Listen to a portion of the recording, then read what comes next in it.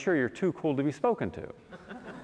So you've got all these lonely people who are very insecure going to a place to be seen by other people that will not speak with them, nor they them. So they continue to go home feeling that somehow they're a better person for not being any more intimate or emotionally open than they were at the beginning of the day. But they were at a place that made them feel a little better. So a lot of very lonely people go to where a lot of other lonely people are to share their collective psychoses of loneliness. But they were trendy. Crazy world, isn't it? But there's an effect to everything. And the effect is that when we think that because there is no immediate cause and effect, there is no cause and effect, we make the mistake of understanding energy.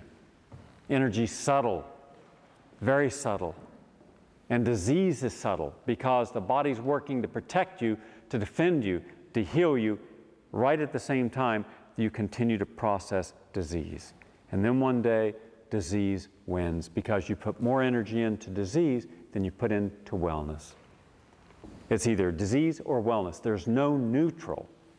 There's no place where you're not manifesting either something constructive or destructive. But our life is not lived by construct and destruct. It's lived by that big gray void in the middle. Most Americans are not actively trying to change their life. They're trying to protect what they have given or been given or gained up to this point. They're trying to be hassle-free. What happens when you try to be hassle-free? You disconnect yourself from commitments to anything other than yourself. So you don't get involved in any social cause or any personal cause. You don't do that. Why don't you?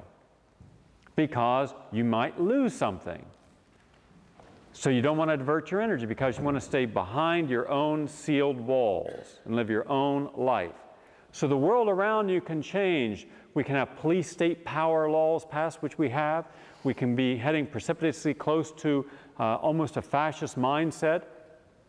But nobody seems to pay attention to any of the things. We have a disproportionate amount of people who are poor compared to a disproportionate amount of people who are rich, big poor, very few in between. So the point where most Americans wanted to be, comfortable, safe, and secure, there is no such place now. The rich are very insecure, but they try to hide it by the power they try to present, the privilege of their position. And the poor, well, they're invisible. You never see the poor in our society interviewed or made an issue. But there are 100 million poor people. 100 million is a lot of people. How can you hide 100 million people's stories? It's easy. You just realize that they're not fun to be around, and they're not pretty, and they're not fashionable, and they're not hip, and they're not sociable, and they're not generally not educated, and they're none of the things that the other percentage of the population wants to have in its life. So it keeps everything focused upon its power. It controls the media, it controls publishing and magazines, it controls what's hip and in the moment. So we don't see any of these other people. They were never invited to the party of life. In our society, we kind of make it look like we don't have situations as bad as in other third world countries. Well, we got the third world in the America. We've got a unique first world, third world, all in one country. And we just deny the relevance of one and focus all the attention on more, faster, more, make it more. What'd you make? How much did you make? Who'd you trade? 500 times earnings, even though it's in the red. Nice stock to own. It's a myth. Everything's a myth. Everything's an illusion. So when you realize you must commit yourself to proper cause and effect, then everything you focus upon will have a cause. It'll be your cause, and there will be an effect. When I went down this week to protest the malathion spraying, there were only a handful of people there. That's not what was important. What was important was I was there.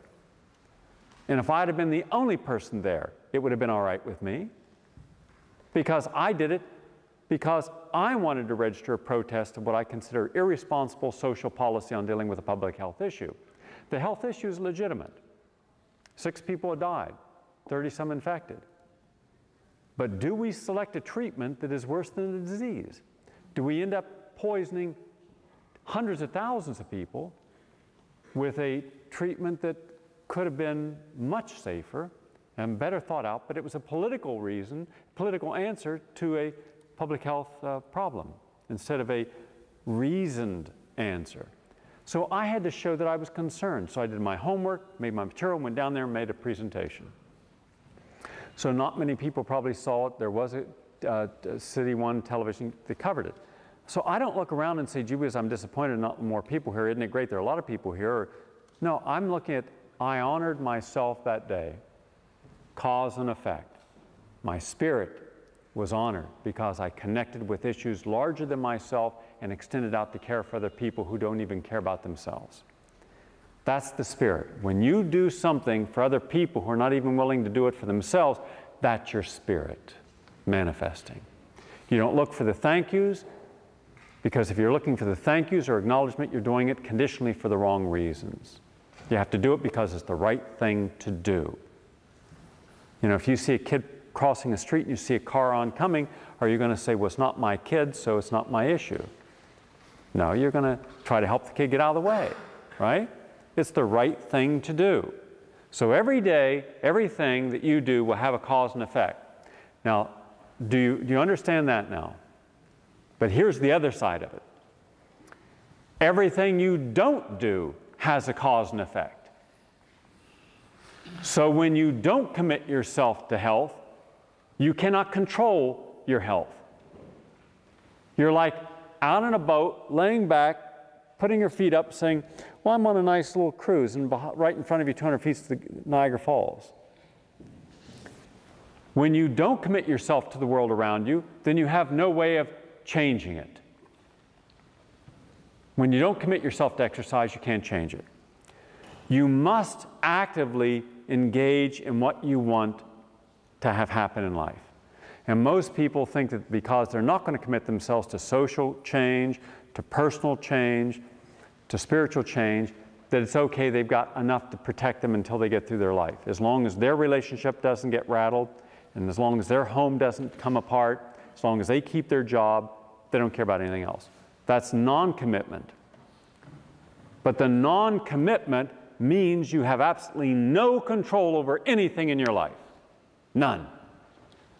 Circumstances bigger than you, more powerful than you, can cause you to lose your job. Foods that you've been not questioning can be loaded with toxins. The pesticides that you didn't question are going into your body, causing prostate and breast cancer. The floating standard in your school system is dumbing your kid down. The person dealing in crack up the street from you that you didn't want to know about now has given it to your kid. See, do you understand what I'm saying now? That by not committing yourself, you've committed yourself to things you cannot control? That by committing yourself to what you want to change, you at least have some power to direct it because you're focused. You've got your attention in line.